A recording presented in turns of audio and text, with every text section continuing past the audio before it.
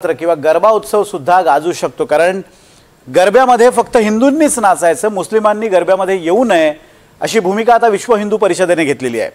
आणि मुस्लिम तरुणांना रोखण्यासाठी काय खबरदारी घेतली पाहिजे याच्या सूचना सुद्धा विश्व हिंदू परिषदेने दिल्या आहे।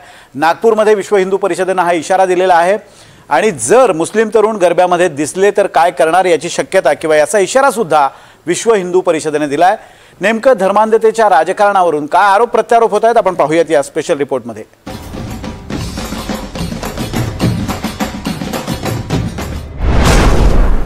नवरात्रात फक्त हिंदू नाचणार,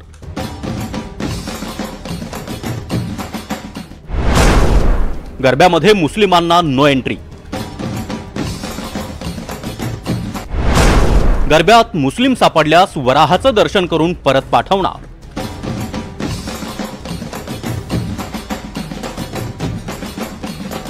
नवरात्रीची धूम आता सुरू झाली आहे आणि यंदा महापालिका निवडणुका तोंडावर असल्यानं नवरात्रीचा जास्तीत जास्त राजकीय वापर केला जाणार आहे।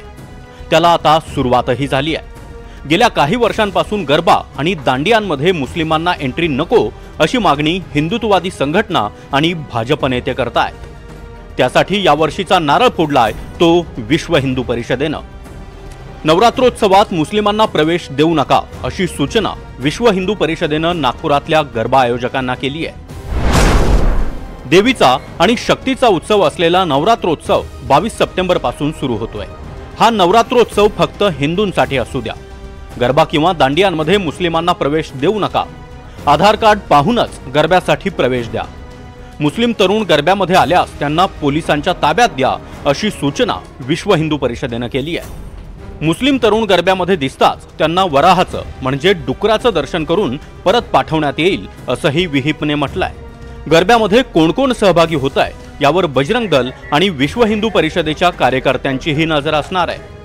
हिंदू धर्मातला एक अवतार आहे वराह अवतार। यावर्षीपासून आम्ही आग्रह केला की पंडालामध्ये वराह देवतेचं चित्र असावं आणि त्यांचं पूजन करून गरब्यात प्रवेश करावा अशी मान्यता आहे की काही विधर्मी लोकांनी त्यांचं दर्शन जरी केलं तर त्यांचा धर्म नष्ट होतो, खंडित होतो। त्याच्यामुळे आम्ही यावर्षीपासून आग्रह केला। जर काही लोक म्हणतील ना की आम्ही त्या ठिकाणी वराहाचं दर्शन घेणार नाही, त्यांच्यावर काय कारवाई? नाही, त्यांच्यावर कारवाई अशी होईल की तो हिंदू धर्माचा नाहीच असं सिद्ध होईल आणि हिंदू धर्माचा नसल्यामुळे त्याला प्रवेश तिथे देण्यात येणार नाही। गरब्यामध्ये मुस्लिम नको अशी मागणी गेल्या काही वर्षांपासून हिंदुत्ववादी संघटनांकडून सुरू झाली आहे। आता त्या मागणीवरून आरोप प्रत्यारोप रंगले आहेत।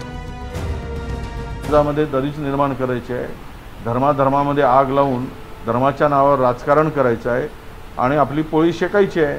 त्यामुळं विश्व हिंदू परिषद काही नव्यानं बोलत आहे असं नाही, ते देश अस्थिर करण्यासाठीच ही यांचा जन्म झालेला आहे।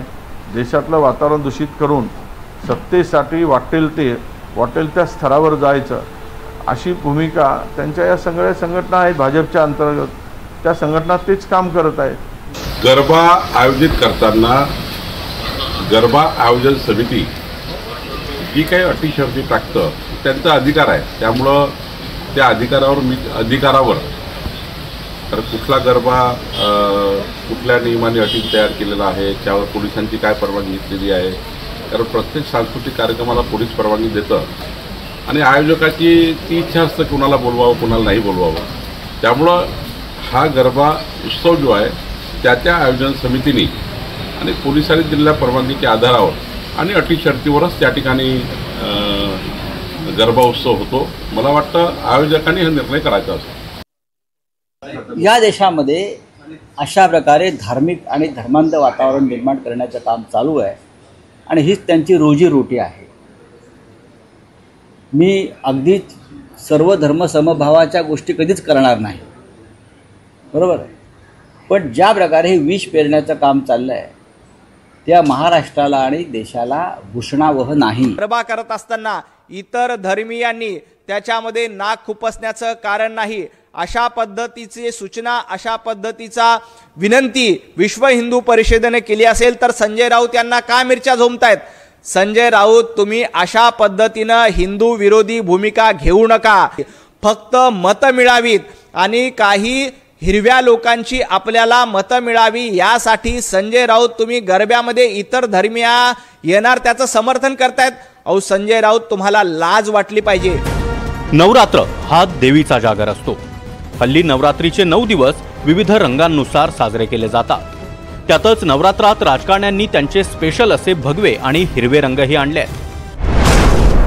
लव्ह जिहादच्या मुद्द्यावरूनही मुस्लिम तरुणांना गरब्यात एंट्री नको अशी मागणीही गेल्या 2 वर्षांपासून होतीये। महापालिका निवडणुकीतही हिंदू मुस्लिम ध्रुवीकरणाचा भाजपचा प्रयत्न दिसतोय। म्हणूनच मुंबईचा महापौर खान चालेल का असा सवाल मुंबई भाजपचे अध्यक्ष अमित साटम यांनी केला होता। विधानसभा निवडणुकीत बटेंगे तो कटेंगेचा भाजपला फायदा झाला। त्यामुळे महापालिका निवडणुकीच्या तोंडावर गरब्यामध्येही मुस्लिमांना एंट्री नको अशी मागणी भाजपला पूरक असलेल्या हिंदुत्ववादी संघटनांनी केली आहे। खरं तर कुठल्याही सणांमध्ये कुठल्या समाजानं सहभागी व्हावं किंवा होऊ नये असा कुठलाही नियम नाही। वारीमध्ये सहभागी होणारे मुस्लिमही आहेत आणि गणपतीची आरती करणारे दर्गेही आहेत। कुठल्या सण उत्सवात कुणी सहभागी व्हायचं हा ज्याचा त्याचा श्रद्धेचा आणि इच्छेचा विषय आहे। मात्र श्रद्धा, धर्म आणि भावनांवर आधारित राजकारण सोपं असतं आणि थेट असतं। त्यामुळेच यंदा महापालिका निवडणुकीच्या तोंडावर गरब्यामध्ये भगवा रंग चालेल पण हिरवा नको अशी मागणी केली जाते। प्रवीण मुधोळकर सह bureau report, NDTV Marathi, Nagpur.